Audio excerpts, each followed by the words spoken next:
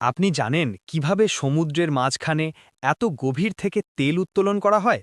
ভাবুন, পানির উপরে একটা বড় অফশোর প্ল্যাটফর্ম দাঁড়িয়ে থাকে, কিন্তু আসল কাজ হয় হাজার হাজার মিটার নিচে সমুদ্রের তলদেশে।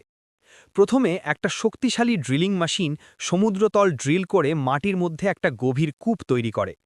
যখন ড্রিল তেল স্তরে পৌঁছায়, তখন উচ্চ চাপের সাহায্যে তেল ধীরে ধীরে ওপরে উঠে আসে এবং স্পেশাল পাইপলাইন দিয়ে প্ল্যাটফর্ম পর্যন্ত পৌঁছায়। প্ল্যাটফর্মে মেশিনগুলো কাঁচা তেল আলাদা করে পরিষ্কার করে। তারপর সেটা বড় স্টোরেজ ট্যাঙ্কে পাঠানো হয়।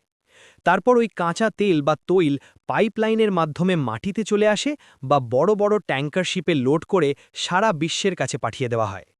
পুরো প্রক্রিয়াটার সময় ইঞ্জিনিয়ার আর ক্রু সবাই খুবই সতর্কভাবে প্রতিটা ধাপ মনিটর করে, যাতে সবকিছু নিরাপদ আর নিয়ন্ত্রণে থাকে। ভাবুন তো, এত গভীর সমুদ্রের নিচ থেকে কাঁচা তেল ওঠানো সত্যিই একটা অসাধারণ ইঞ্জিনিয়ারিং কাজ। যদি আপনাকে এই প্রক্রিয়াটা অসাধারণ লাগে, তাহলে কমেন্টে লিখুন অফশোর। আর যদি আপনাকে অসাধারণ শিপস সম্পর্কিত তথ্য ভালো লাগে, তাহলে সাবস্ক্রাইব করতে ভুলবেন না।